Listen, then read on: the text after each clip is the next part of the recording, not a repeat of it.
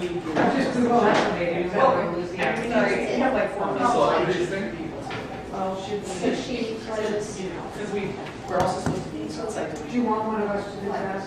Or do you want to? Yes. Harry, can you take I'd your rather phone? do somebody doing this. Yeah. I said, et cetera, et cetera. Oh, that's true. We will take out jackets. When will do this? This is better. Oh wait, we do have the other one as well. Okay, let's maybe put So yeah, I was just thinking about tomorrow, it looks like she'll be, We do have this as well. she will at least be ready. Do that? She's like a double person. Very good coffee, yes, right.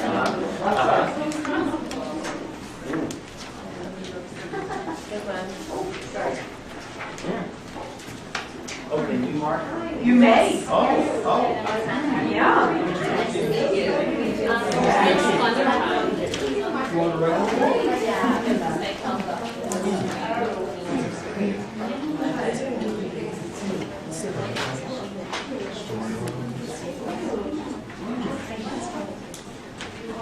I love your voice. If anybody needs tea, it's over here. And if there aren't enough, sing. Sing. Sing. Sing. Sing. Sing. Sing. Sing. Sing. What does it mean now that she got you? Pumpernickel? What's in the middle? Pumpernickel. Pumpernickel. Pumpernickel. Pumpernickel. Pumpernickel. Pumpernickel. Pumpernickel. Pumpernickel. Pumpernickel. Wow. Right. We're gonna pass the box. No, please. I'm gonna say, this is not a box. This is and you use your creative imagination and decide what this is. Okay. What are you doing with that box? This is not a box. This is my makeup kit. You look beautiful.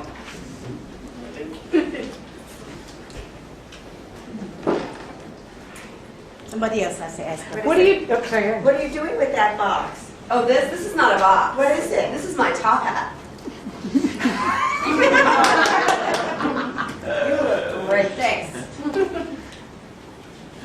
What is that box? What are you doing? This is not a box. What is it? It's a coffin.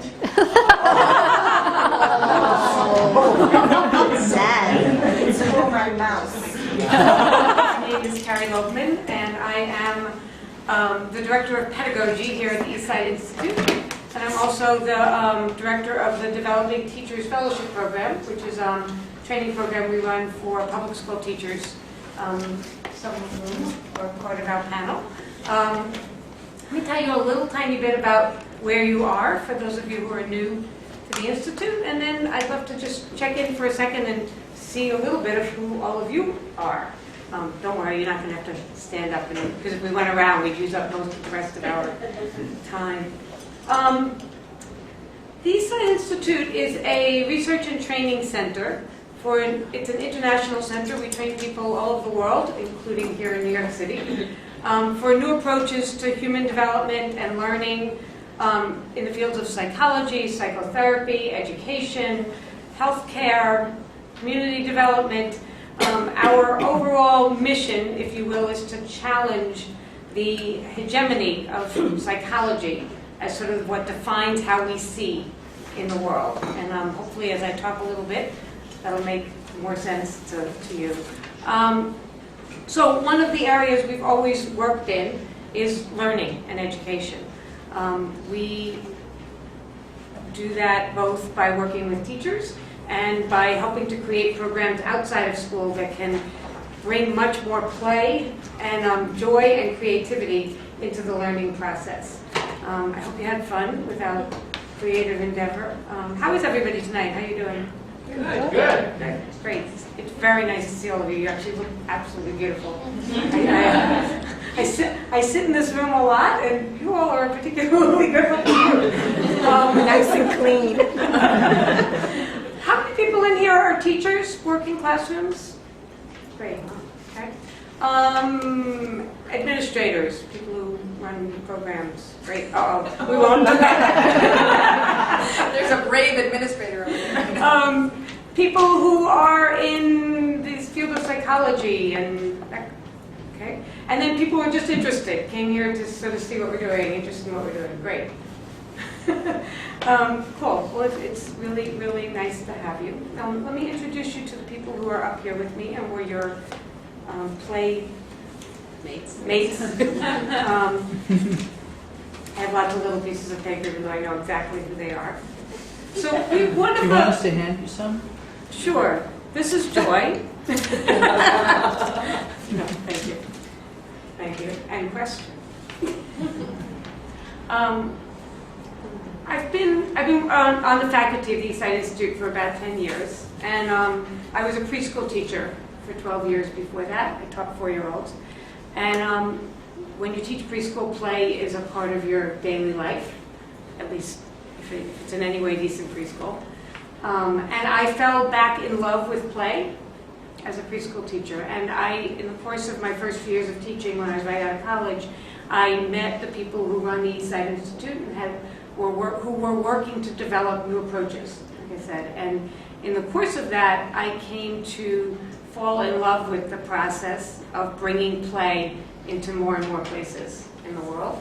And with the equally challenging but joyful process of redefining even what we mean by play, and therefore what its value is for people who are not 4 years old anymore, for the rest of us. So in the course of that, I helped to create a program here that would train public school teachers, that would give people tools that they could use in their classrooms and also open their eyes to new ways to understand play and development. So many of the people up here were part of that program. Others have been training with us in other ways for years. And they are now my co-collaborators in making new discoveries. So we formed a research group that meets monthly and is working to kind of keep advancing what we're doing. So let me introduce you to them. To my left is Lauren Jacobs. Lauren is a high school English teacher. She teaches 9th to 12th grade English, and she also has a long theater background. She came to teaching from theater, as opposed to me, who came to theater from teaching. And she has her BA from Oberlin and her master's degree from Harvard. So she should have one of those things on the back that says smart that I was sticking on people's back. To my right is Anne Alexis. Anne has a bachelor's degree in psychology and a master's in speech language pathology, and she is a speech therapist at St. Francis de Sales School for the Deaf for the past 25 years. She also worked with deaf, blind, multi-handicapped.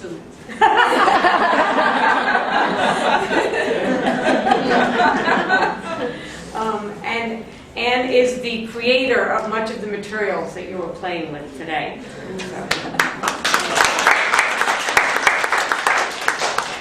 Lisa Dombrow was a nursery school and kindergarten teacher for many years. We actually taught together for 12 years. Before moving into informal education, eventually becoming the coordinator of the Discovery Room, which, if you haven't been there, is the hands-on science learning environment for all ages at the Museum of Natural History. Have anybody been to that space? Great. Class. Jim Martinez, here's my little slip on Jim. Oh no, you sent me yours. Excellent. Is an adjunct professor at Rutgers, where he teaches a course on instructional technology. He's a former New York City teaching fellow who taught in elementary and middle school in the South Bronx and Manhattan, and he came to education after 16 years as an information technology professional on Wall Street. Dr. Martinez is currently working on a book titled A Performatory Approach to Teaching and Learning and Technology. And one of our play activities together is to help edit Jim's book. So we read it together and work on it. So when it comes out, we highly recommend it. Marie Carmel teaches 4th grade at PS 173. And she wrote on a slip of paper she loves to play with her students, which I am completely aware of, because Marie Carmel is an extraordinary teacher. If you go to her room, you learn a lot. So that's our panel today. I also want to introduce you, Gwen Lowenheim, who was greeting many of you, is my partner in our education programs here at the Institute, and was a co-creator of this workshop with us. So, welcome everybody again. All right, so I'm going to take a few minutes. We're mostly going to be talking together. I want to take a few minutes and talk about play. Part of why we wanted to create this beautiful montage, which everybody take a look around and see what we created. You recognize words you put up, what other people put up.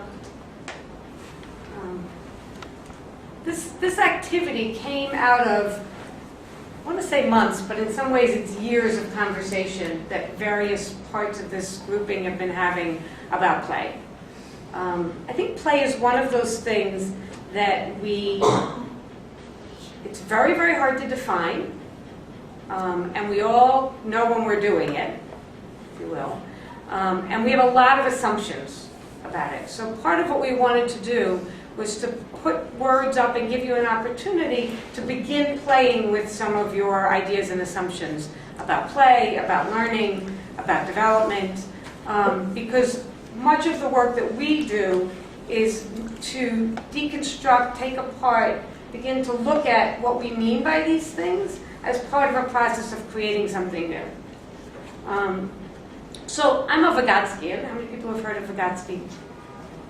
Vygotsky was a Russian psychologist. He was born in the late 19th century, and he lived a very short life till the mid-30s, till he was in his mid-30s. And he was the part of, at the beginning of the Soviet Union, his job, if you will, was to create a new psychology, to discover what development was, what learning was. And he wrote very little about play, but it's been extremely influential, both to us and to other people. One of the things he said about play is that we think of play, when very young children are playing, they're both creating an imaginary situation, right? You be the firefighter, I'll be the turtle. And they are creating rules, right? When you watch young children play, they're not following the rules of the game the way you would follow the rules of the game of Monopoly or baseball, but they are creating the rules as they go along. When you say, I'll be the mommy, the person has some rules in mind of what it is to be a mommy. So what Vygotsky said is that's what's so incredibly growthful about play for young children, is that we have room for one chair right here, actually. Chair right there. Not to make you... Sorry. You don't have to be sorry for being two people. It's good. That the thing about play is that children are creating the rules and the play simultaneously, right? They're not having to follow somebody else's rules. They're making them up as they go along. And so what Vygotsky identified is that when they do that, they actually perform a head taller, is what he said, than what they are. Right? In play, children can do what they can't do other places. And one of the reasons for that is because they're the ones creating the very rules that they then follow. So if I say to Rye, who's Jane's little boy who I take care of, if I say to him, I want you to sit there and be quiet, the chances of him doing that are about 0. But if Rye and his little friend Lorelei say, let's play school, okay, sit down and be quiet. They will do that, and they will do it often for quite long. So that was sort of it's a very provocative and fascinating aspect of play that nobody had really talked about before. Lots of people make use of that, particularly in early childhood. And one of the things people say about it is it's in the playing with rules that children actually learn to follow rules, right? If you start out by creating your own rules and following them, then 5 years later, when you get to school and somebody says, sit down and be quiet, you actually can do that because you've grown and developed enough to be able to be a rule follower.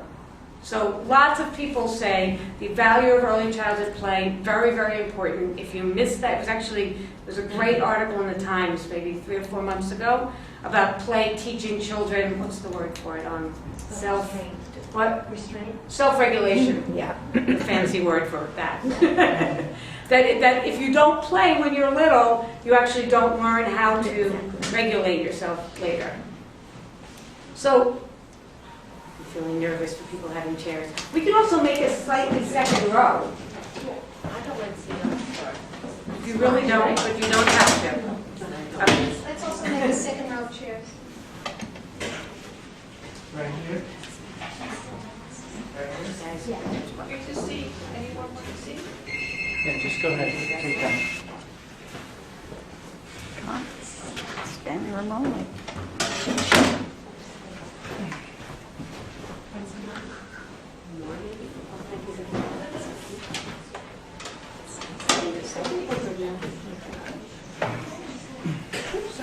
We've brought out some more chairs, so if you just came in, feel free to come find a seat.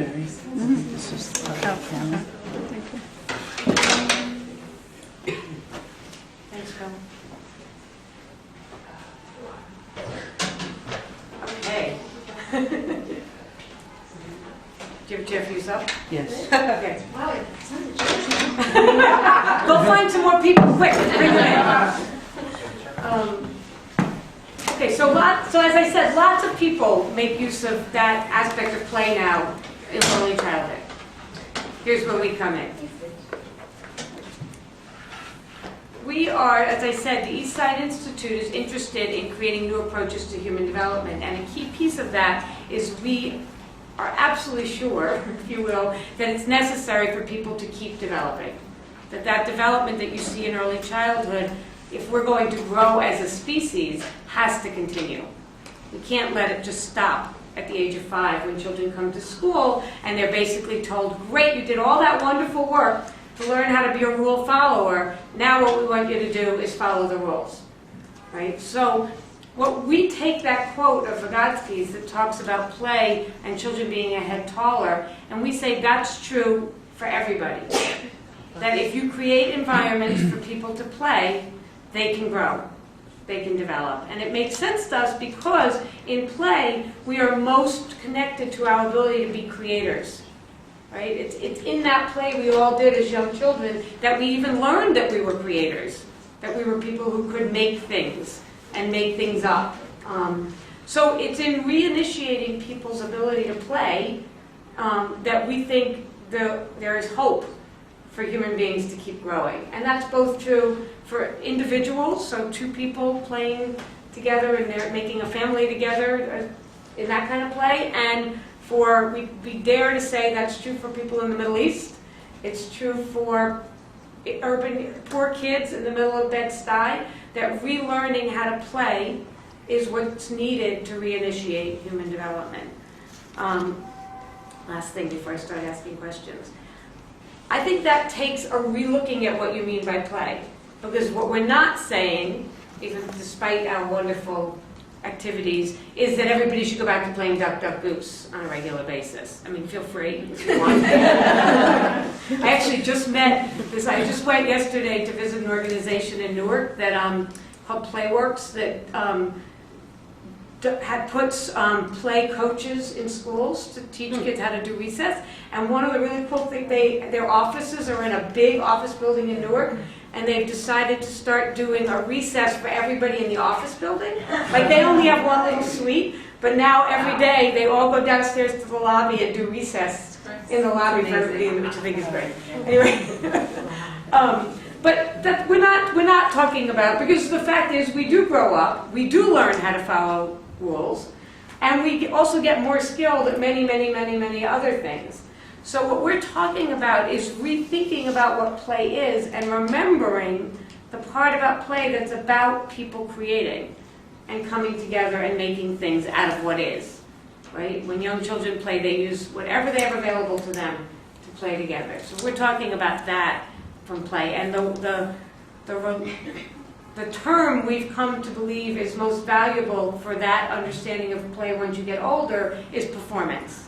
Because performance is the other aspect of life where we get to be not only who we are, but be somebody else, be who we're not, right? That's what actors do up on a stage, and nobody accuses them of being false or fake or all those things. They are able to play with their character, if you will, and who they are. So we've come to use and understand performance as what adults and older children and adolescents can do as one of the ways to reinitiate development. So, back to this group.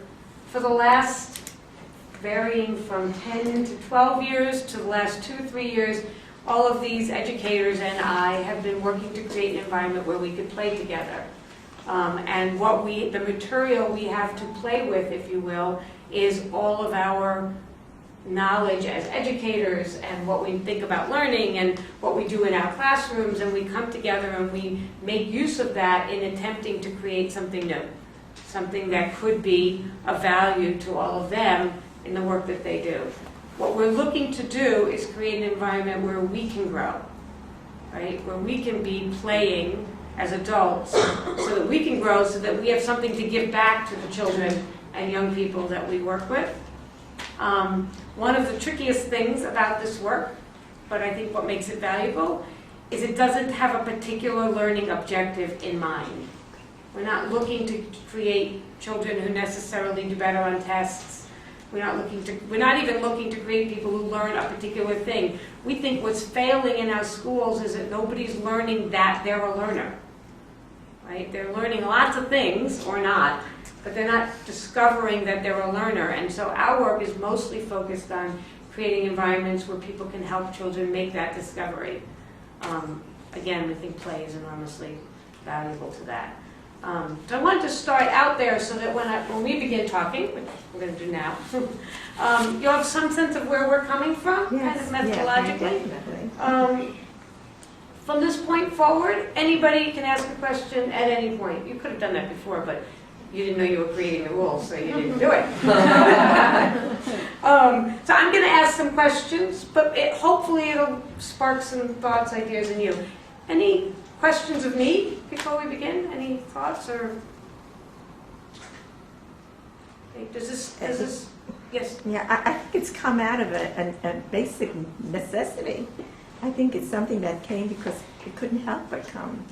Because what's happening in our schools, people were thinking of play as a way of perseverating, and they were taking it out of kindergarten. Mm-hmm. And kindergarten is nil and void of any kind of play now. And it's tragic, and there's a tragedy out there. And it's happening, and I don't know what you're doing about it. Mm-hmm. Is this enough here? It's a great question. And hopefully I have an immediate answer, and then let's see if we create an answer. Definitely not. It's not enough. It's not enough. No. It's the tip of the iceberg. And it's part of, we hope, a larger movement of people creating opportunities both inside and outside of school for new things to emerge. And we do believe that's happening. But I think, is it enough in the sense of, I think we need lots and lots of communities like this creating new opportunities and new ways of seeing and doing. So, is there a form of lobbying? We don't do that, but let me open up the questions to people, and then we'll see what people create together, okay? So I wanted to ask people to start by we've been working together on these research projects to help people kind of advance their practice. So I thought maybe people could start by sharing some of what play looks like in your work at this point, given that we're talking about play in a new, broader way. You want to take a bite?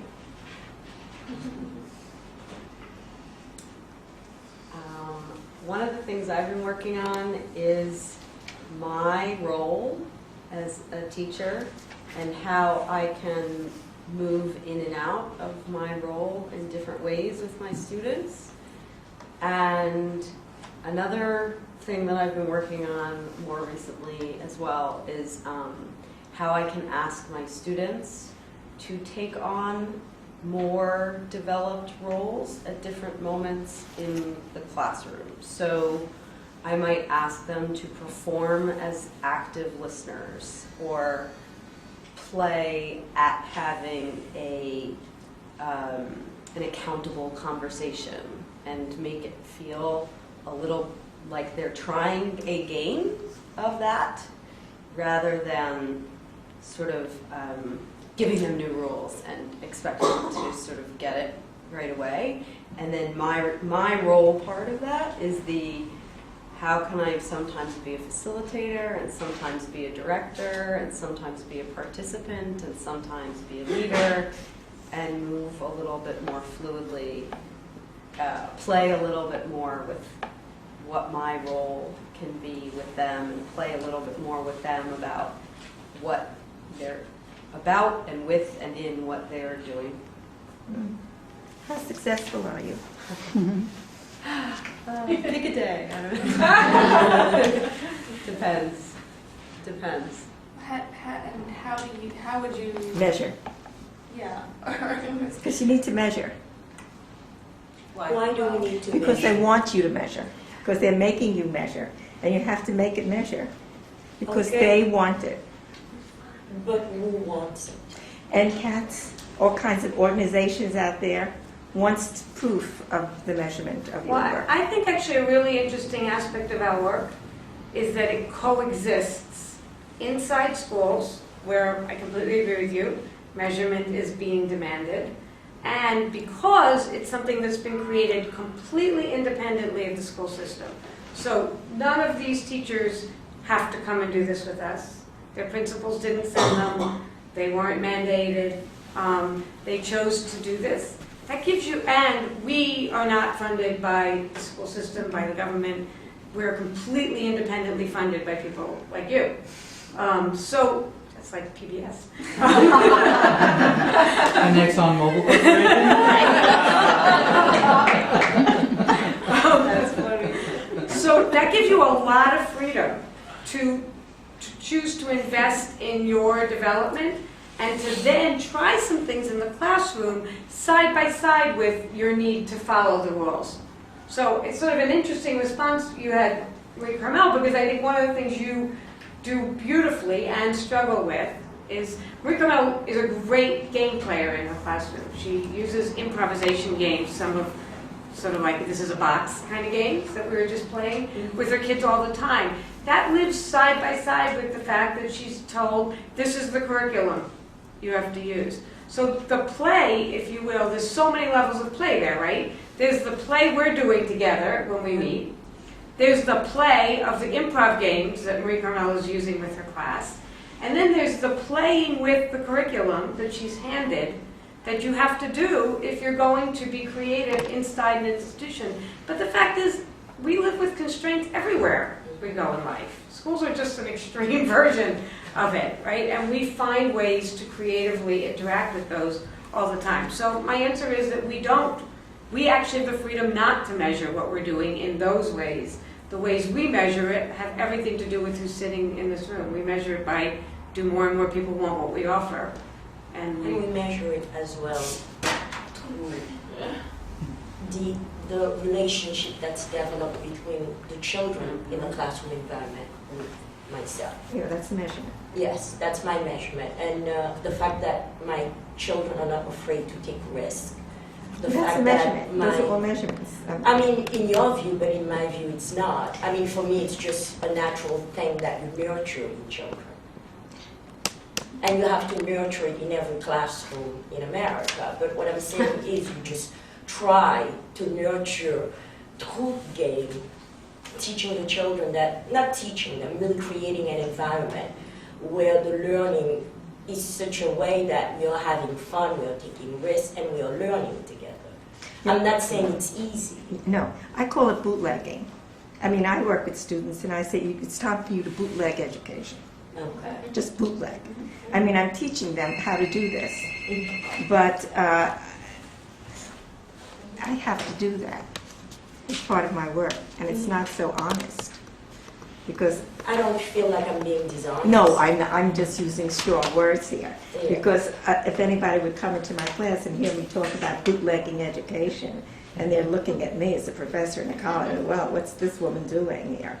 You know. But I think the one thing that I try to do is make it open and inviting to other teachers and even to my administrators. And my door is always open for them to see what I'm doing. Marie Carvel, can you talk a little bit about kind of how you build those relationships with your students? Can you share some of how you do that? Well, from And what that's looked like in different, What grade do you teach? I teach 4th grade, which is a testing grade, Yeah, high fine. pressure grade. Big time. Big time. I think this year I've had a very hard time implementing some of the things that I enjoy implementing. But in the beginning of the year, I did start by setting the stage by trying to create an ensemble with the children. And I think by creating that ensemble in the beginning of the school year, we were able to kind of like handle the difficulties that were thrown at us kind of like well, and we're still struggling with it, but we are, as a group, as a class, working with each other. And I think it's like my student, how would I say, I mean, I just had teachers' parents conference, and the parents was saying their kids can't stop talking about what's happening in the classroom. And let me just... No, please finish. That was my interruption. Go ahead. And the feedback that I got from one parent, a typical, came in with her son, and I was really feeling tired, so I decided to switch the role, and I said to Angel, I said, Angel, why don't you walk your parents through what we're learning in class today, and what we've been doing, and where you feel you're at right now. And Angel was able to do so, and his mother and father were very quiet. And then they were so quiet to the point that I started feeling uncomfortable. And then I turned around and I said, is there a problem? And then the mom said, you know what, it's for the first time I've come to a teacher's parents conference, and my son was able to tell me what he's learned. Oh, so you validated your program. That's Yeah. a big form. It's what I was trying to get at. That's a big form of measurement. I mean, I'm using a very strong word here, but you really gave them a validation to your program. Yeah. And to me, that's a big form of measurement. To me, I needed that, and I need to do that with my students. Can you say, or any of you actually, use the word ensemble? And it made me think about kind of, well, the question I thought about was, you came to us somebody who I believe really believed in children being learners in your classroom and active learners, and what's been the, for lack of a better word, value added for you of this work? What's changed, or what's... I mean, the value for me is being able to build the type of community in my classroom that I really want to create. A community of learners where, you know, we both value each other, we value the learning that's happening.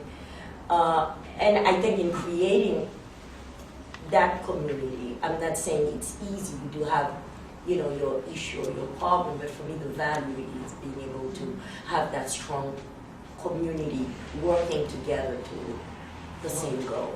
What happens to the children who leave your class at the end of the school year and go to a much more structured environment the following year?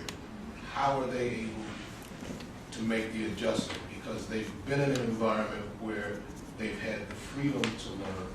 They've been in the environment where they've been encouraged to discover, and they recognize that learning can be fun. And then all of a sudden, they leave your classroom and they go into a much more restricted environment that's much more structured.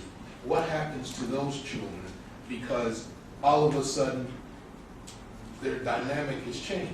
Well, the one thing that I will say is I hope I had instilled in them a love of learning to the point that regardless what environment they go to, they can learn to play within that environment. In all environment, you learn to play, whether it's restricted or whether it's open. But if you teach the child, I'm sorry. No, she really is something. Hold She's on. absolutely right. But you and I both know that if all of a sudden a student comes from that type of freedom, that type of learning, But what do you mean by that type of freedom? by the type of freedom that I mean, when you... I mean, you're talking the freedom to think, the freedom to grow. Yeah, but So, well, what I'm saying is all of a sudden they go into a much more restricted environment where it's rote, where it's you have to learn this way. And this child has had the opportunity to learn in multiple ways. I mean, in my thinking is I'm hoping that the child will be smart enough and savvy enough to say, okay, I have to deal with this for a year. Then I'll just do it and then just hopefully... I'd like to just jump in Go for a ahead. second. I think what happens is what we know all happens. Kids have great learning environments and then they wind up in a learning environment that is absolutely horrible. And we have the data for that, right? We have the data for that. We're not saying that we have transformed the child to the extent that they could resist the existing structures in the school system. That child will do whatever that child does. We're not making a claim that we have transformed the child forever. No, and I'm not saying that you're claiming that you've transformed the child. I'm saying that all of a sudden that child is viewed differently by other people. And as a result of that, that child can be labeled differently. That's what I'm And they saying. are all labeled, and they are always seen as different, no matter where they're coming from. That's nothing new. Yeah. I actually want to, I want to get to you in a second. I completely agree with what they're both saying, and I want to add something about sort of a key aspect of this program, I think, and all of our work, both with young people and adults. That, I mean, the piece I agree with Jim is that we know what the world is, and we're not naive, and we don't think that children, especially children, can transform environments by themselves. Actually, in our therapy work, one of the things that happens here is therapy. We don't work with children alone because we know that in the absence of transforming the family, you can help a child grow all you want, but they're a child, and that said, all of our work is leadership work. I think of the work that I do with these teachers as leadership work, and I think of the work that they do with their students as leadership work. And what I mean, what I've come to understand leadership to be is a posture and an activity that is as close to non-victimization as you can get in a world where people have every reason to feel victimized. So that said, I think no small part of what can happen in the classrooms these teachers are working in is children can come to see themselves as not victims. And in that case, that to me is what's key in leadership. Because a good leader doesn't relate like everybody's out to get them. They do what they can do with the existing circumstances. So that's what I'm working with them to do. That's what people have worked with me to do, and that's what they're working to do with kids. So from that vantage point, it's not that you're in any way, there is no haven against the 6th grade classroom that kid is, 5th grade classroom the kid is walking into. I think there are ways to teach children, just like there are ways to teach adults, not to be victims to the situations you end up in, and to be, we were just talking at a meeting earlier today, there's always some way to be powerful. And we teach people how to see and look for those opportunities. So again, do I think, back to the question of is it enough? No, the enough is for us to transform the entire shebang. That will be enough. But, well, even then we don't know what we'll create. So, but I think leadership is key to this. Yeah, I mean, you had 75% to where I was going, so I wouldn't repeat that. Would you give us the 25%? I'm just going to just add a little bit more. That was the direction. I just also want to state that I'm not a teacher, I'm a parent who is interested, who is always interested in really, when I'm sending my children into this space for 6 hours, like, what, I was, really, my eyes were peeled, what is this thing we called education today? So I have a 17-year-old and a 12-year-old. So I just want to say the perspective that I'm coming from. And so I just felt like your question, it's a question that we probably all answer every day. Because I find myself in situations all the time where I'm not seen in a certain way. So I think it's just a very adult question that we all deal with. It's a lifelong answer to the question. I just felt like it was a very big question. And I want to say that my children went to a small progressive school called Stevens Cooperative in Hoboken that really encouraged play. And I feel like a minimum of 50% of their learning was through play.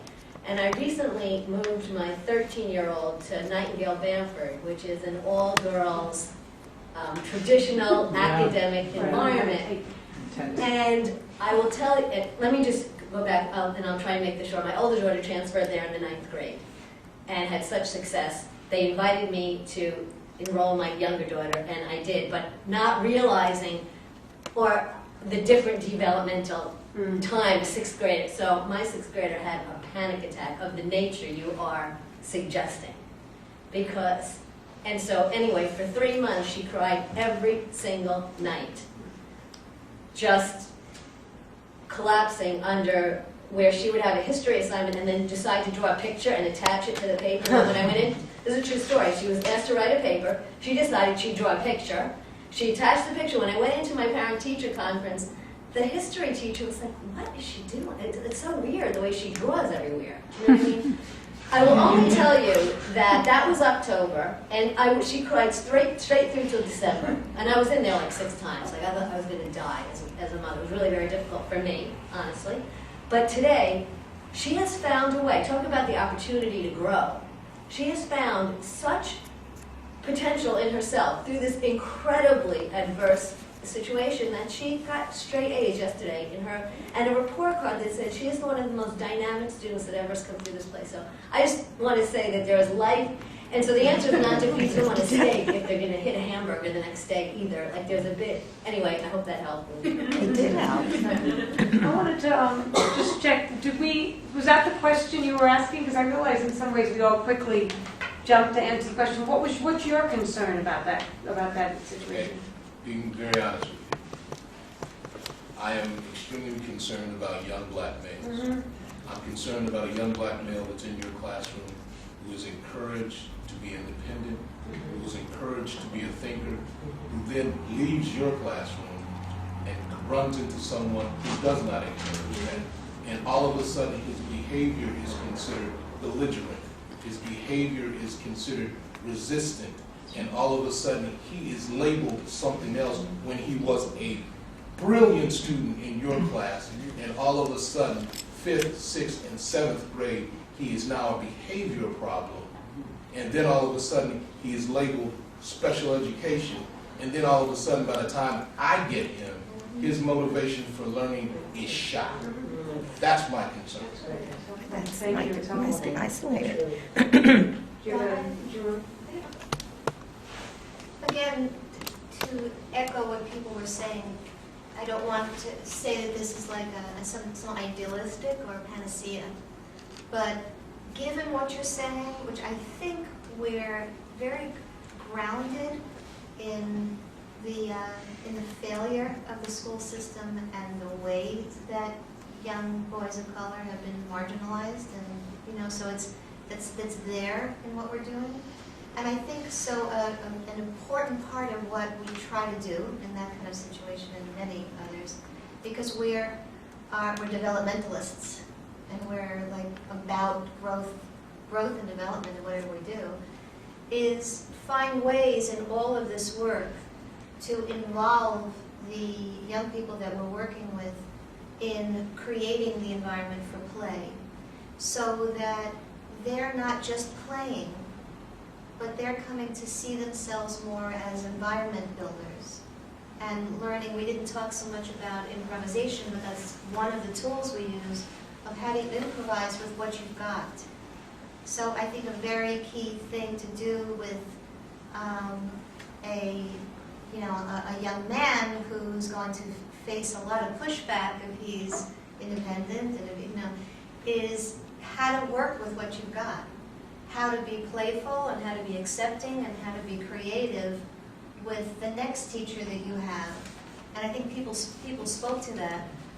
But that's key, I think, to our understanding of development, is that we all have the capacity, in the way that Carrie was describing the little children, to create the environments that we're in. And we don't want to leave that out. I also was thinking last response to this, and then we have our partners, if you will, in human development work here at the Institute is the All Stars Project, which is a youth development project on 42nd Street that works with tens of thousands of young people a year. And that relationship is critical, I think, in answering your question, because what we bring into the classroom with us is and give to young black boys, if you will, is that there are ways and places for them to go to grow that will give them more of what they need to be able to survive in school. Mm-hmm. And so I think if we were just working in schools, I'd feel more hesitant about my answer, because I don't think the answer for many kids is located inside school. I think the answer is located in them creating a larger, much more worldly life that would involve seeing what's possible in the world and feeling connected to it and having the support they need to deal with some of the things they have to deal with, so that when they walk into school, they have more behind them.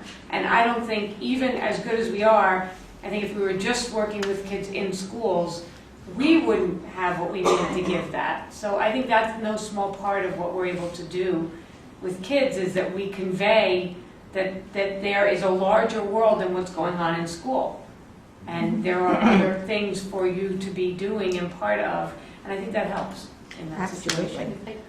Oh, yes, sorry. I just want to add something to that, which builds off of something Gwen said about improvisation, which is that part of the methodology, if you will, in all the work that all the organizations related to here does, yes, is based on some of the sort of like tenets of improvisation, which are accepting and building on all offers, which is another way of saying working with what is, or dealing with real life, or something like that. And so it happens to be that Marie Carmel is a dynamo at doing actual game work with her kids and learning through game and game through learning. In addition to that, she and all of us are working on the idea and process with kids of accepting and building on all and any offers. So the idea of anything that is happening being something that one can take in and feel and build with, and we call that yes and, in a way that you might see in an improvisational theater, and also in a way that you might see in a group therapy room, and also in a way that you might hope to see in a classroom. So there's a concept going along with the concrete activity, and in some classrooms or in some environments one sees more of the concrete activity of play with a capital P, and sometimes what we're talking about in addition to that is just what you're saying, in the sense of being able to say, this is what's being given to me and I accept it, and what can I build with what I'm being asked or being given right now. I don't think it's a capital A answer, but it's one way that we're trying to work with the idea of play. Even if you don't like what you're being given. Right. Yeah, Even exactly. if you're given a really bad offer. Actually, I'm so excited we want to talk, and I also want to ask if you, I'm torn. I thought maybe both Lisa and Alexis, neither of them are classroom teachers. Lisa works, like I said, at the Museum of Natural History, and Alexis is a speech therapist. And I was thinking maybe the two of you could talk about, I was thinking that in some ways you have more freedom than some of the teachers around how play looks in your work. And in particular, I was thinking your work is with young children who, in many ways, are very victimized in our society, right? They're handicapped, they have problems going, and that your work with them, I've always thought, has a lot to do with not relating to them as victims. So I just thought maybe we could hear a little from both of you about what play looks like in your work, and then I promise I'll get to more questions. Phil, can you pass me my water, which I left over there? Well, for me, it's very important for me to get across to the kids, for them to see themselves as creators of their own learning. And we constantly create. So what creativity and learning looks like in my room is from if you're peeking in through the door, it might look like chaos.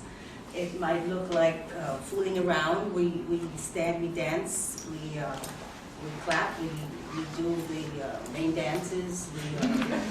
It might look like very strange, and we sit and look at each other too. So all of that includes, and involves communication. But the biggest thing that drives me, I want to.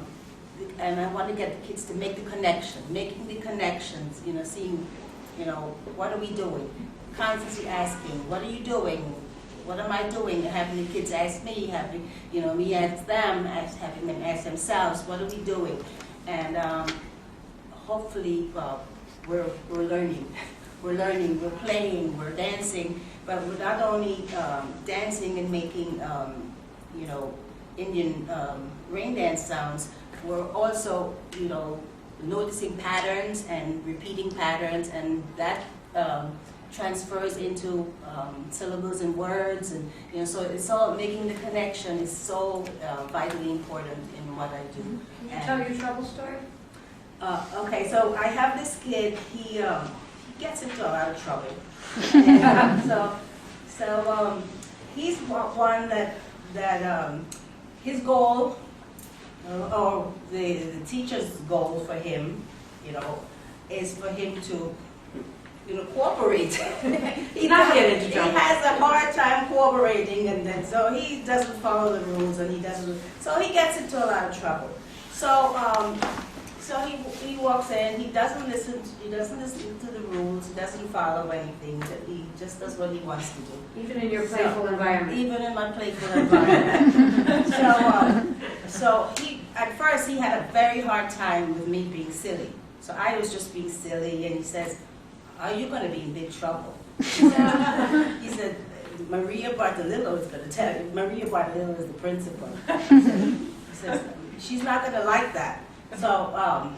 So he thinks being silly is not allowed, because his goal is he's all over the place. So we want him to sit and pay attention and be quiet and listen and follow the rules. So being silly and dancing around is kind of breaking the rules. So he's like, "Is that allowed? You're going to be in big trouble." So I said, so he walks in, and then so he has a behavior chart. He has a chart with happy faces or sad faces, and so he carries it with him throughout the day, and he gets a reward at the end. If he gets a lot of happy faces, that means he has good behavior and he followed the rules. So he wasn't doing it. I said, "Okay, your decision. What do you think I should put on this chart?" So I said, "You're looking for trouble. These things come. These are sayings." Your mother said. Yeah, we use these sayings all the time. I said, "You're looking for big trouble. It's nice outside, and I'm sure you don't want to have detention, and I'm sure you want to go outside to play." So I said, "Oh, why? He's driving me crazy. Why don't I have some fun with this too?" So I said, I got an index card, 2 index cards, and I wrote trouble in big, bold letters, capital letters. And then I wrote trouble in little lowercase letters. And he has a problem with spelling too, because his attention is very fleeting. So I said, "Okay, let's look at these 2 words. This is big trouble. This is little trouble. And so we spelled it. Okay. So I said, "Okay, go outside." And I hid trouble all over the room. And I said, "Okay, come on. Let's go looking for trouble." So he went, so he was having fun. So another speech therapist walks by and she sees him, so she's like, she knows that he's supposed to be following the rules. So she's like, "What are you doing?" So he said, "I'm looking for trouble." So he found it. He found trouble, and so then he had to. We're also working on prepositions and language, everything. I use everything as a language development. Everything is, as a learning opportunity. So there's big trouble and little trouble. So I said, "Okay." He came back. I found it. Okay, found big trouble. So I said, "Okay, now we have big trouble. How do we get that?" how did we get big trouble? Then he actually, thought about it. I said, your homework now is to figure out how we're going to get out of this trouble. Because we don't really want it. We want to get rid of it. So he came back. He said, I did my homework. And so he said, big trouble. When we just saw last week, we went to the theater, Helen Keller, the Miracle Maker. So he said, let's talk about Helen Keller. She was in big trouble. She was not following the rules. She was kicking her father. She was slapping her mother. Big trouble.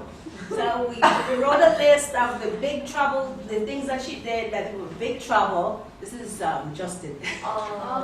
They work with her. Big trouble behavior and a little trouble behavior, crumbling the cookie on the table. But big trouble was kicking the father and slapping the mother, locking the teacher in the room. And and then we talked about the process of, okay, what can we do to get out of trouble? What can we do to not be in big trouble? And so everything, and he was really processing it, and he learned a lot from it. That's how I get my measurement. That's That's what I'm trying to say. What I love about that story is the playing with what is. It's like it's not waiting for things to be different, but the taking what is and playing with it. And he actually learned to spell trouble too, which is a big because he's having a hard time even with 3 letters, processing, remembering the spelling. But he was able to spell. We found trouble all over the place. And we had to write it, and listen to it, and say it, and I was thinking one of the, I'm concerned about saying this because it's too causal, which I don't mean it to be, but I was thinking that one of the discoveries I feel like we've made about human development and learning and their relationship is that in growing in bigger ways, right, not just growing in the little ways school asks you to grow, but in all the cultural, social ways, actually often creates a need and a desire to learn in a way that eliminates so many of the problems that the people are having learning those things in the absence of growth. And it's not, why I said I was concerned is it's not as if I think, oh, Ann did this great developmental activity and now he could learn these words, but I do think it opens up the possibility, when you're around people who are growing, learning is not a very difficult a task often. It's not, the things we need to learn are much less challenging than the growth that can open up the doors for those things. So, and it was much more effective than me saying, sit down, because I say that too. Pay attention, because he can be a nudge, And but he is now thinking about different behaviors, and he's thinking about other kids in his class, what they can do to not be in trouble, and why did they get in trouble? The cause and effect kind of relationships, and so he's thinking more about and he's it's reflecting into his self-regulatory behaviors, So. You're philosophizing with them. Yeah, exactly. One thing I was thinking about is, I used to call it the war between children and adults that gets created in school environments so often. And that one of the things that's so striking is that when we find an ally in school, a teacher that connects to us, we feel the blossoming of ourselves, but we also, and we internalize that person's voice so that I can then say what you would said to me all year, I can say it for myself. That voice is in me by the end of that, and nobody could take that away, right? So the ally that she was, she always is once I get that voice inside me, right? And I was just thinking about how, when I talk to adults about what they remember about their childhoods, the teachers that they have adverse remembrances of, they really don't remember themselves negatively in it. They remember the teacher negatively. I just say that because in that way they didn't use the teacher to beat up on themselves. They really protected themselves like that. and then their memories that have more to do with like the voice inside them that kept talking to them are the teachers that were like this, telling them the little secrets of affirmation. Like, and I feel like I'm just curious. Like maybe that resonates for you if, when you look at your own childhood. But I feel like that the power for me of being like even the one good teacher in a child's whole life is the power of maybe giving them the mantra that they can take with them their whole life that says, I'm okay, I'm gonna, I can learn, I'm ready, I'm moving forward no matter what's in my way. And I just say that because, just quick, the other day I was teaching a yoga class to kids, and I have a hard time teaching the warrior pose to kids because I don't want them to have a fighting posture in life, right? So I'm thinking to myself, how am I going to do this? It's like, here, okay, the warrior pose, I said to them, the warrior pose, it's about the strength of your heart moving strong through your whole body and knowing what you would stand up for in life, what you would not let someone take away. And I said, think of something that you would not let someone take away from you. You would say, no, that's my right. And they said, they just floored me. They said, going to school. Don't let anyone take that away from you. And I just thought, whatever's happening in that school. But I was thinking that, like, I didn't get the feeling that they were with the most wonderful teachers in the world or anything. I got the feeling that something about being with each other was powerful for them, something about being learning, and even learning that they could stand up for themselves, like learning the warrior. I can stand up for myself. It's so exciting and powerful, and I thought, if they can take the warrior into their life with them, just, I will stand up for myself. How great. It is. I don't know, it's just... Yeah. It was a couple of people, and then I'm going to come back. Do you have something to say right now? Did you want to? There were a couple of people who had wanted to talk before. Do you still? Yeah. Sure. Very quickly, just a couple of tangible things to address the important concerns, gentlemen. I'm sure your name was raised earlier, just to direct them head on, address them head on. One is just to be aware of the networks and the flows that your students are going through and build relationships with the places they're going to end up at the other side, and identify allies, whether you're at the high school end and you're an alumni network that's working in different colleges or different employers.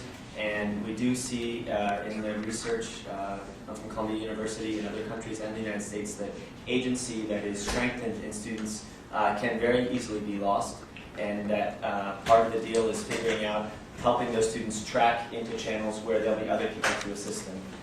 The second of the four things that kind of came to mind for me is just to go ahead and be realistic and say, well, yes, play is one of the things we're teaching our children. We're also teaching them how to function in our real, imperfect world. And so I think probably among the many objectives you're doing is at times having them do tasks that are rote and command and control, and that you're giving them those skills as well, because they will need those in life. And those aren't mutually exclusive, although there may be folks in the room who disagree with me. I'm just obviously sharing my opinion, but I think you can equip your students with a lot of tools in the tool basket.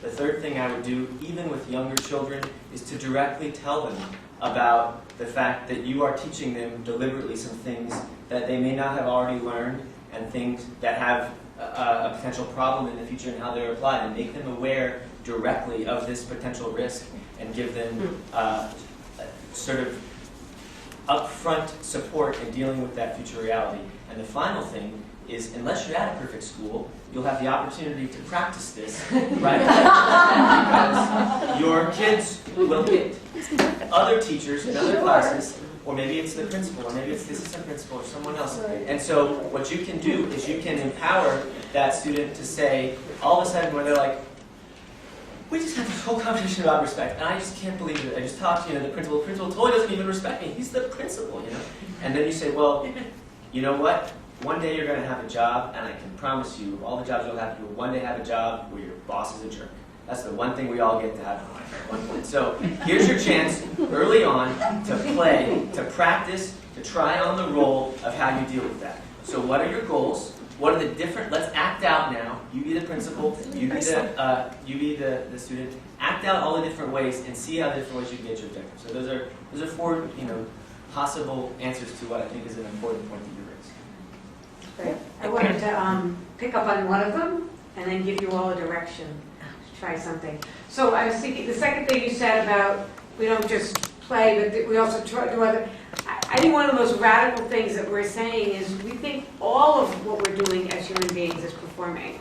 There's lots, like the performance of taking a standardized test is as much a performance as the performance of playing baseball and the performance of playing, you know, mommy, daddy, superheroes. And so in some ways, I think one of the things I don't want you to mistake in what people are saying, that these are anything goes classrooms. Because I think that's one of the most misunderstood things about play. For the most part, play is way more demanding than work.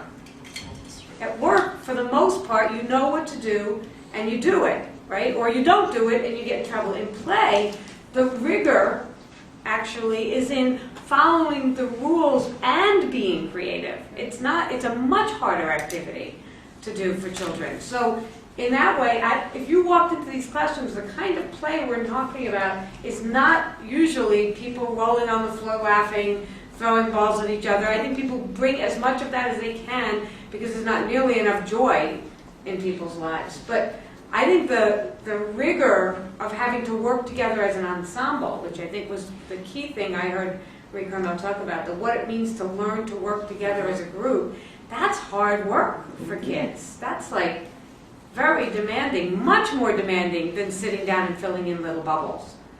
It's a much harder skill. We dumb down kids with what we think of as work in school. So I just wanted to, in that way, I completely agree with you. I don't want what people are picturing is frivolity in that way. Here's your direction now. Given what I just said, that everything is a performance, we're going to do this in two steps.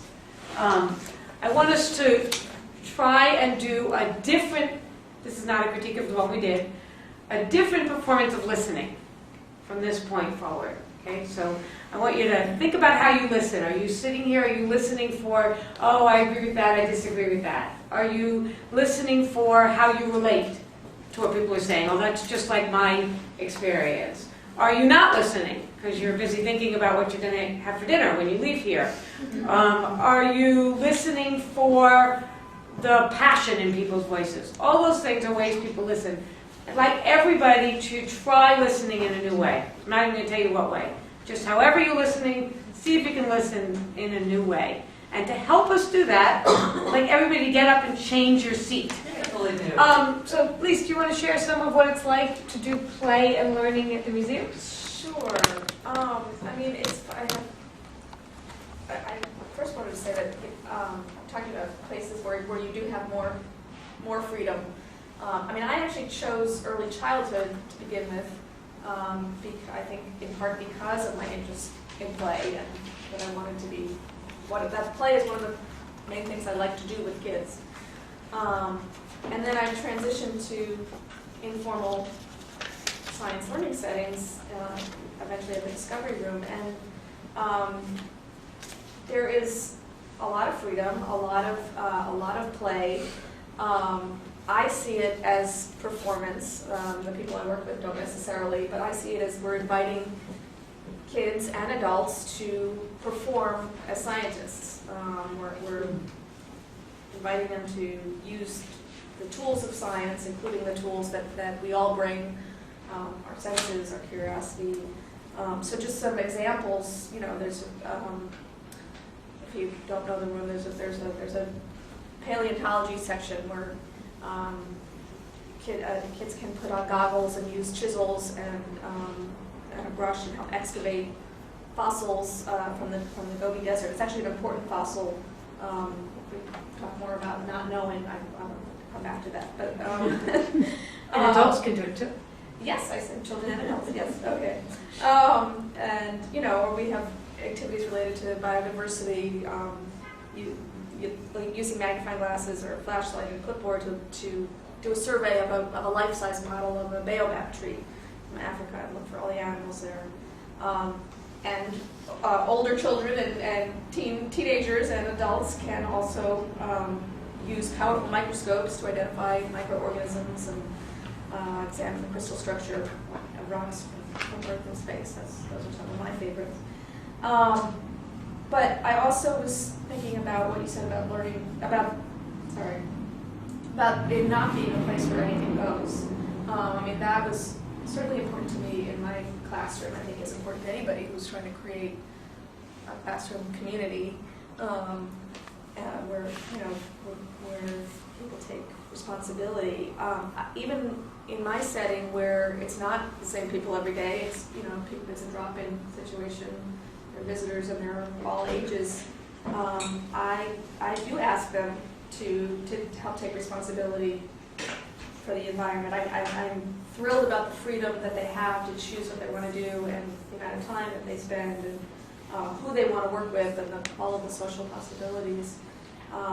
And I also, you know, it's definitely not a place where anything goes. And, you know, I ask them to help take care of the environment, including being respectful of the materials and of other people using the space.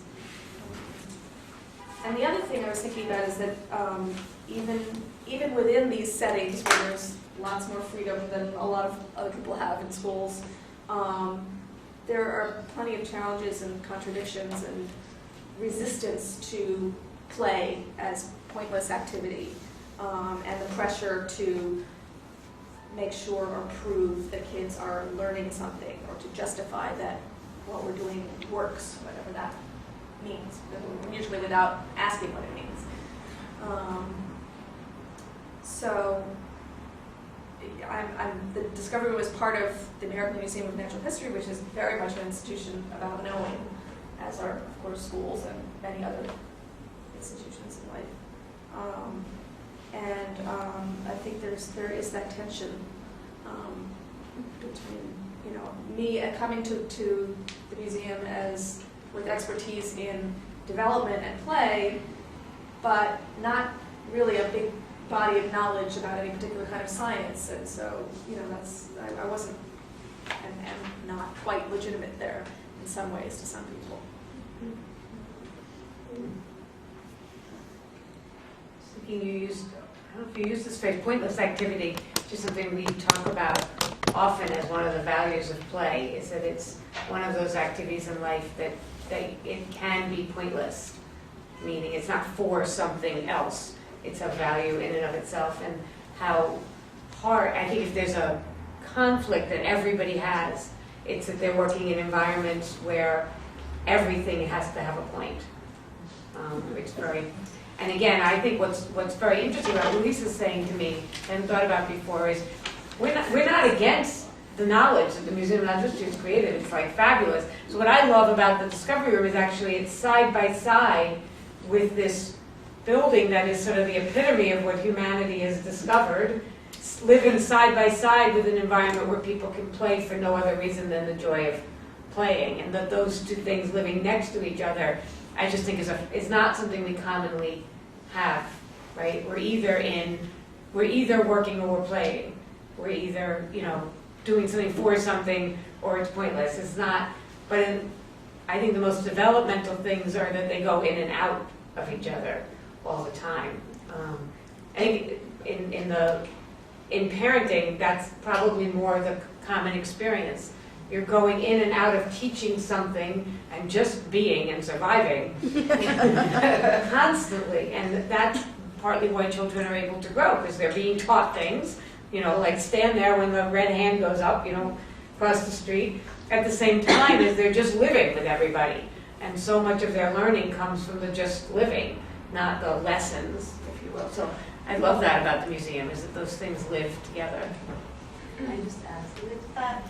Like, you know, when a young kid is like playing with his trucks in his room, and then someone joins him, no one asks about the transfer. How is that going to transfer? What's the transfer there? And Thomas the Train, tell me about the transfer, you know? He may or may not ever work with trucks, or the color, you know, scheme of the trucks, or the idea of the sounds that the trucks make. It's sort of like understood in that parenting or home sort of context that it's valuable in and of itself. And if pointless is a strange word for folks, for nothing other than the development of the person. So, you know, I had some trouble with the word pointless for a little while, and then I sort of had an aha moment about meaning that the point is this sort of in and of itself thing. So, like as someone who enjoys working with kids in a performative way, I'm often asked from arts learning professionals what the transfer is, and I'm like, the transformation of the person. And they're like, what? You put an O in there and then you just finish it. So that's sort of like the issue that comes up. And so I've started to see how that is movement and that is growth. It's different than lateral application. That's something I want to Other questions, other people? Yeah. Well, could you actually talk a little bit more about the relation of the play to arts and education, since they do seem congruent, and you just made a nice distinction about the fact that often the arts are seen as facilitating other kinds of more serious learning, But could you talk more about the relation between these two realms in education, arts and education through the arts and play? Sure. So we used to talk in like sort of graduate school settings. You about got your degree in arts and education. Right. Yeah. So we used to talk about learning in, through, about, with, and of the arts. Which is a lot of learning. right. Prepositional learning. Who said that, Phil? I had a song about it once. It's hard to remember all of this. In, of, with, about, and through. Okay.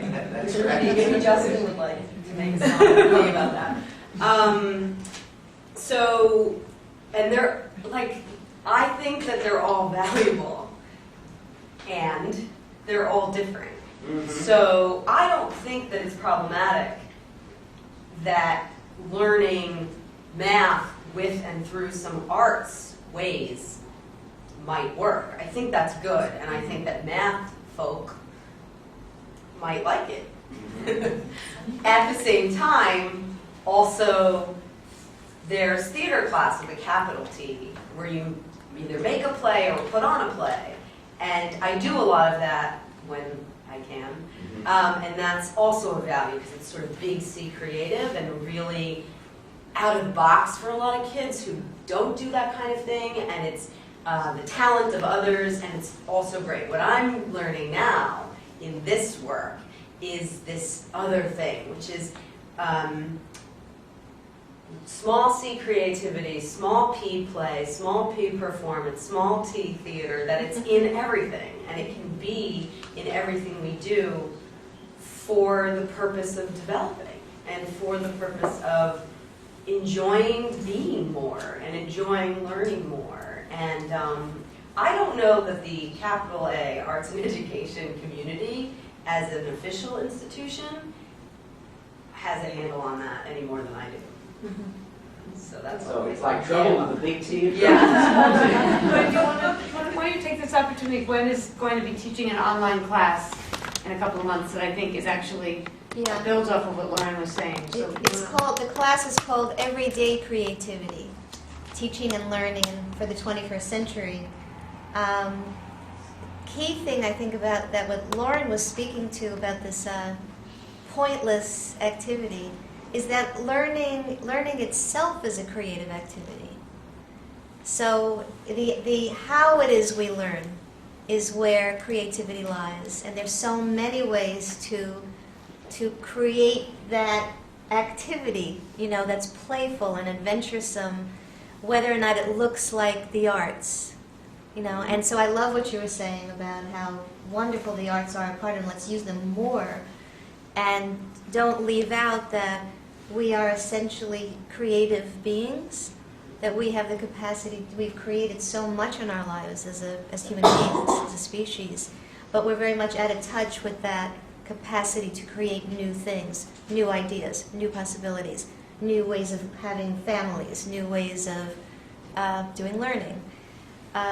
So it's a vital interest, I think, to us to tap into that capacity that human beings have, but we often don't evoke it from them because we need some new ways of living our lives together in this world. So not only new ways of learning, but new ways of being in the world, in communities. So that's what comes to mind. And to not lose sight of how it is we all learn as learners, that it's, and the self is creative. And let's see if we can, how can we see that more? Can we look and see that more in the most mundane of ways, the most ordinary of ways? You know, I feel like I'm one of those dogs that shakes their head.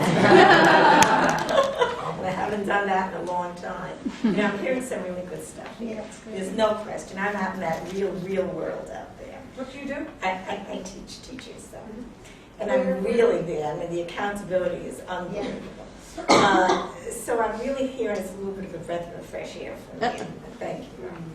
But I think the real learning and the hard work, you know, the work that you do with that boy that you're talking about there, nothing is lost. You know, I can't go teach in my room if I'm going to feel that what I'm doing is going to be lost. So everything I do has a meaning. And every person that I touch makes a difference.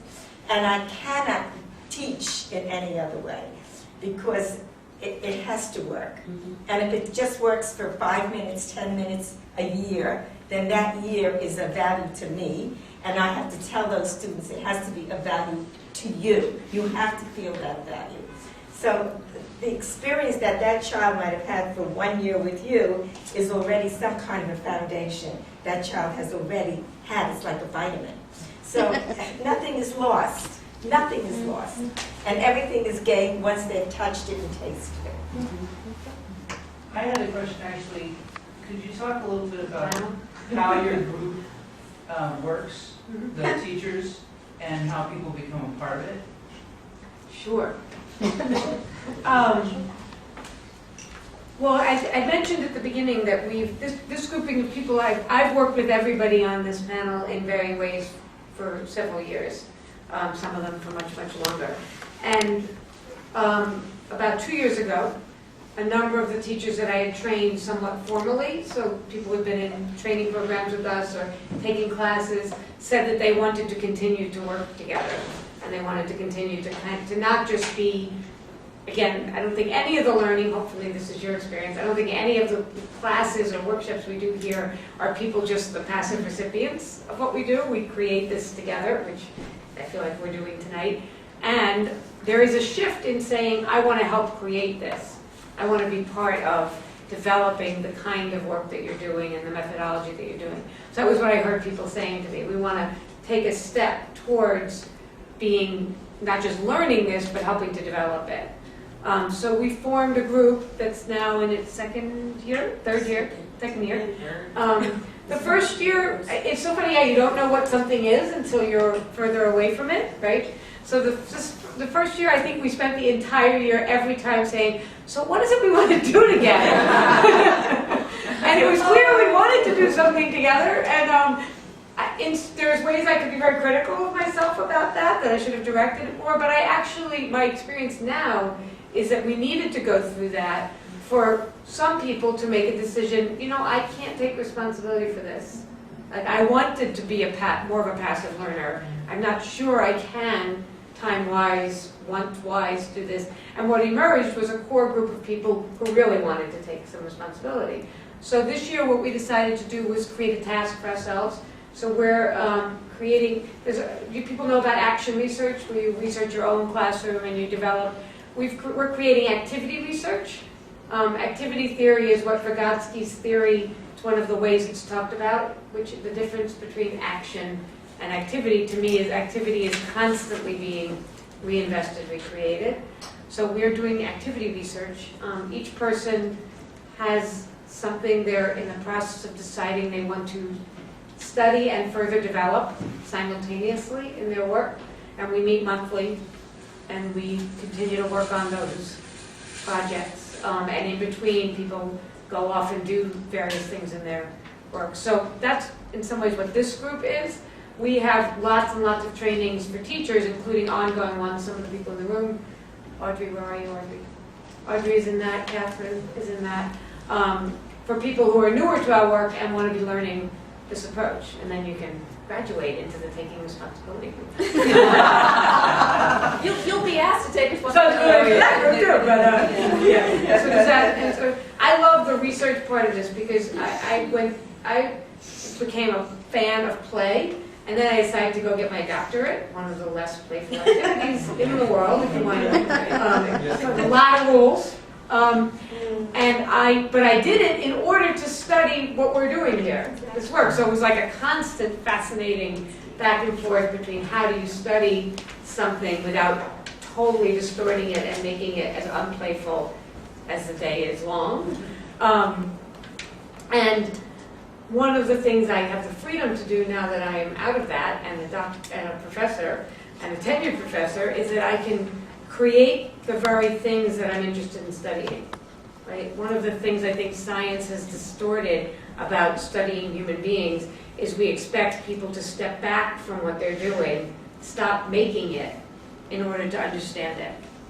You know what I'm saying? Like you have to go over here. So I don't have to do that anymore. So I can create and study all at the same time, and that's what I feel like I'm giving and teaching to them. And it's a challenge for all of us, because every once in a while we're like, yeah, but what if I'm distorting what I'm doing? But I'm like, well, you're creating what you're doing. How could you distort it? Like, you're the person making it and learning about it at the same time. So that's been our challenge this year, to kind of get our heads around and do. And then the other piece of that group is to do things like this, to bring it out and create opportunities for other people to learn from us and with us. And we take it on the road. So what was your dissertation? I actually got to write it. I wrote, with a great deal of support, I wrote a dissertation on improvisation and play in early childhood classrooms. Despite that, I've spent 7 years since then learning how to go back to being actually talking about it playfully. Because it was impossible to pass and not turn it into a thing, if you will, with some meaning and evidence and all of those lovely, lovely things. And I think that what you were describing about how, to not separate what you're creating from the study of it and how you're studying it, I think that we think is good science, which kind of connects a lot with what Lisa was saying, is that I think some of the best scientists see the playfulness in science, that it's not a separation. So I think what you're describing is, for us, a challenge to be good scientists. Because it's amazing, even people who have been doing this work for years, the minute you tell them they're going to be researchers, everybody's like, okay, I'm going to do research now. So I think it's a great challenge for us to have to rediscover. Jim, Can I speak you also to that? got a doctorate. Yes. One of the things that happens when you study with us, even though we're like about as anti-academia as an institution, everybody who comes and works with us goes off and gets a doctorate. It's kind of fascinating. I didn't set out to do any of this. I didn't set out to be in education. I came out of Wall Street technology. And, at the moment, I'm glad I'm not there. But, so I came from an environment where,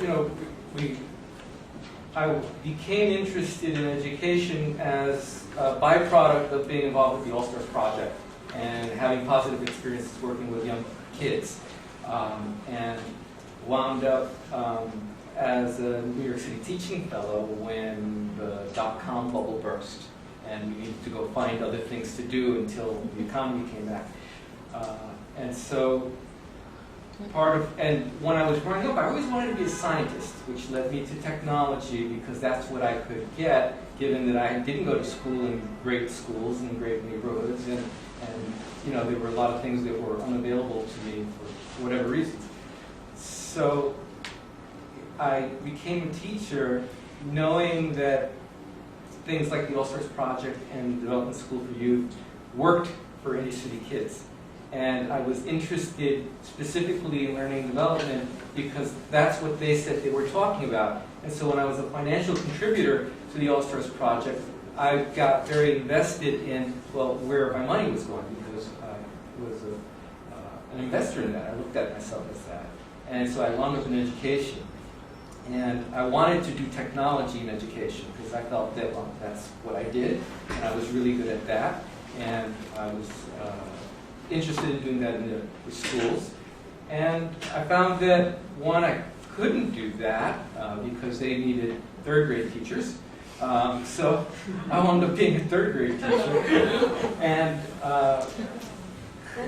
And I had the experience of, oh my God, I'm here in the South Bronx as a third grade teacher. What the hell happened to me? In a lot of ways, that was my experience. And what are people doing? Oh my God. And my hair started falling out, and I kept saying, oh my God.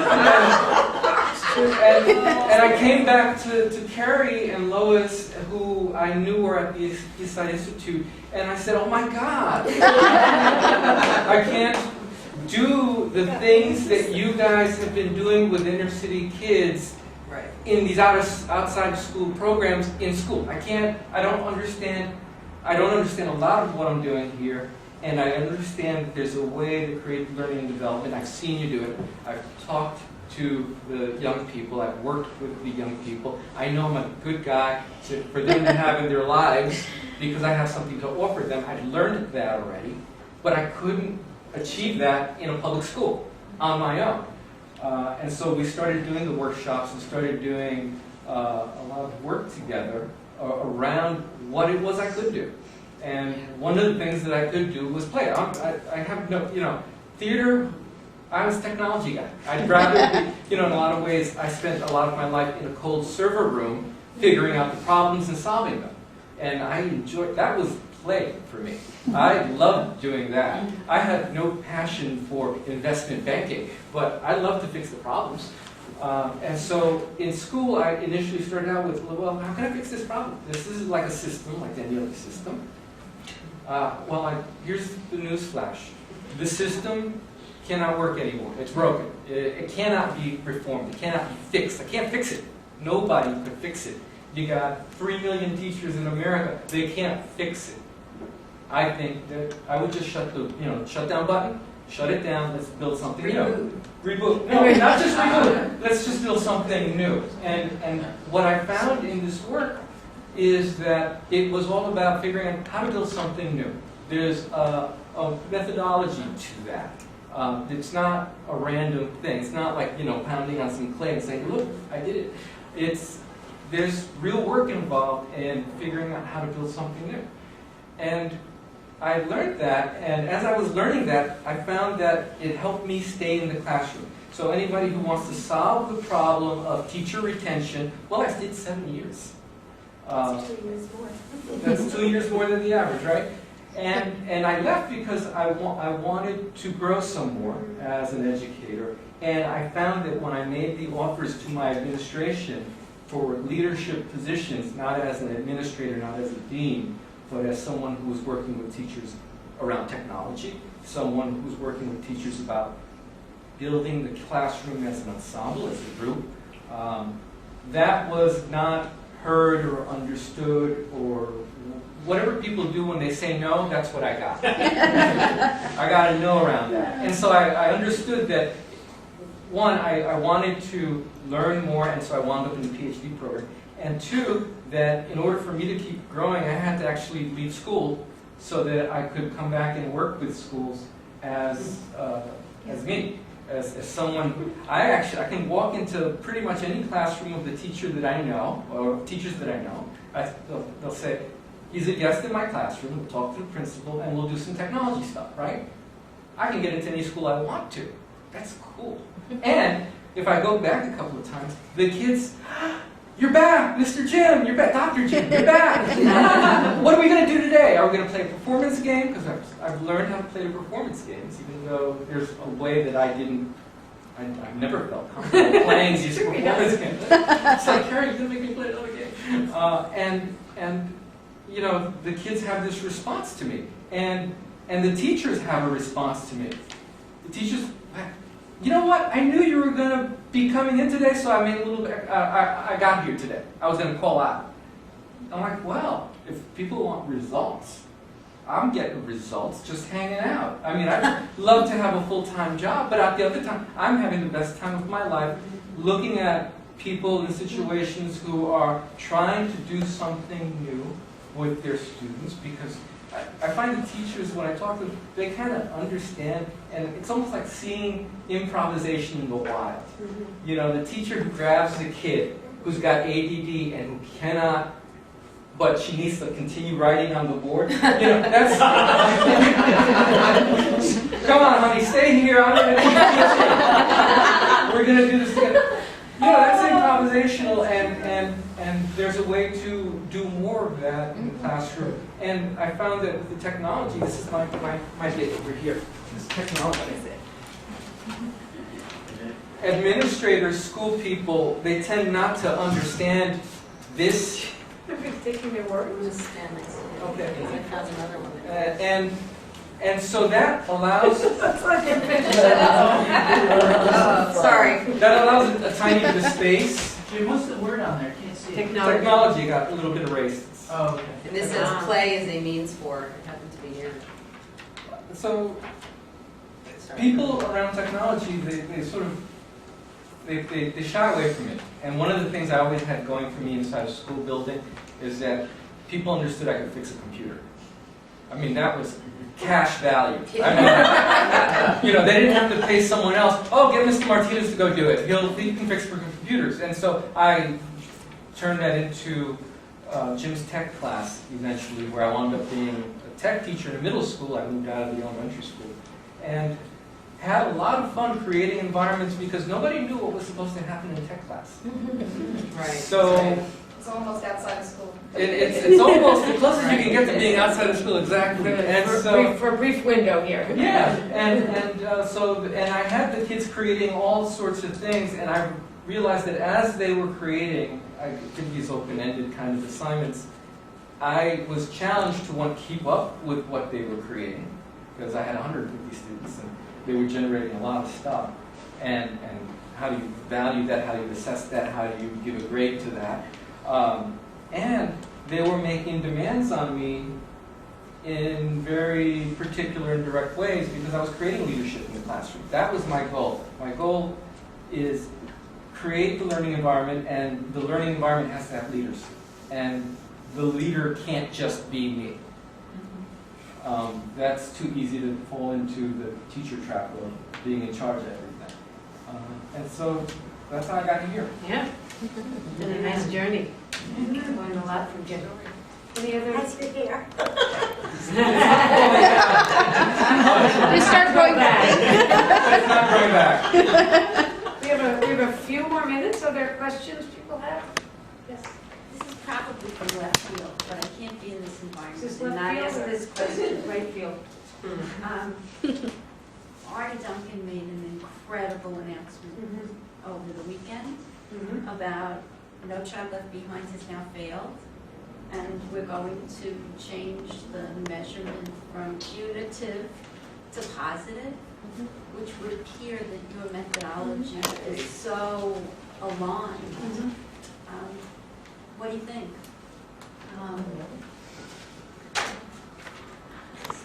I think to yes and it, I think that's great.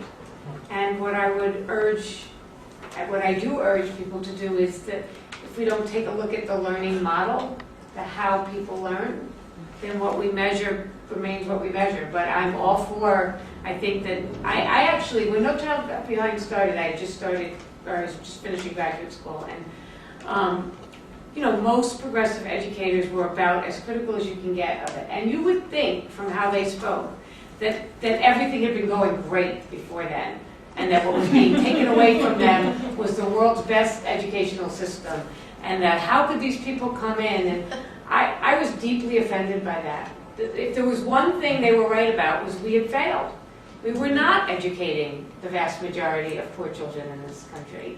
We were not creating people who were, I mean, it was a crime. Now, what they put in place has turned out to be as, if not, a bigger crime, and that it was no surprise that it was going to fail, because they didn't take a look at what do we mean by learning, why do we think a model that was created for educating primarily middle-class kids in a developing society is going to work for kids in a society where the economy isn't growing, the jobs aren't, it just didn't make any sense. But its reasoning it came out of an actual crisis. And so what I've been most offended by actually is the response to it of victimization by educators. Instead of saying, you're right, we failed, let's start looking outside the box for things that might succeed. So I would continue to say that, and do I think this is I mean, obviously we needed to change something. I mean, we were systematically destroying schools and communities and teachers, and I'm against that wholeheartedly. I think if I had their ear, which luckily there are people I know who sort of do, I would say, let's take a look at what's happening out. Let's take a look at what's really working. And what's really working in this country is not happening in schools. It's happening in cultural programs around the country and around the world that give young people an opportunity to actually grow.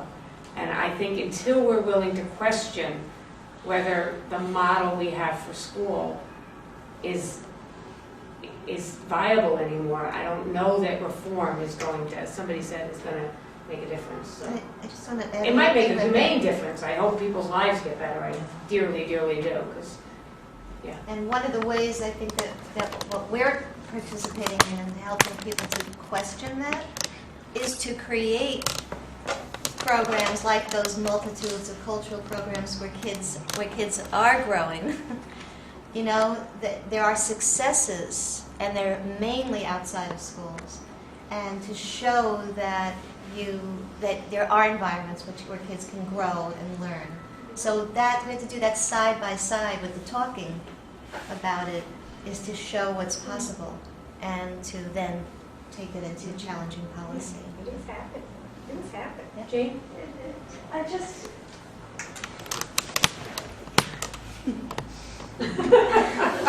read an article about, I just went in the completely opposite direction, right? So these are teachers, this is an article about teachers who are successful by the measures of tests. Okay, so this is the measure.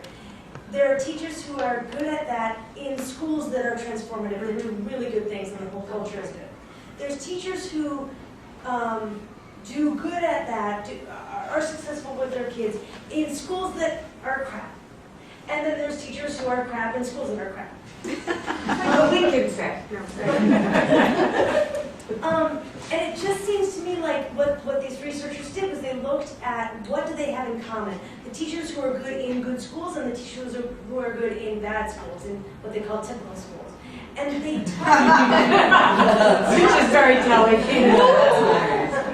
And it's actually, I mean, it's completely different jargon around it. They don't talk about play, but it is in some ways quite similar, right? It is sort of a deepening and thoughtfulness that's really the sister to this to play, right? It's a going further. It's a being open. I just have never thought about that before. That those two things are two sides of the same coin. And although you don't need to be utilitarian, the fact is that they chose to investigate these teachers because, oh, by the way, because their kids were doing well on math and English tests. Right. So those, and I don't have the list of what they said or made these good teachers good, but it's not actually that far from being playful. Mm-hmm. Yeah. I mean, I think we don't think we've invented the wheel at all. We do know something as a species about what people need to grow and develop and to hook into the world, and it's not. And we've created institutions that are about as contradictory to that as they can get, and that's our paradox that we live with in this moment. It's.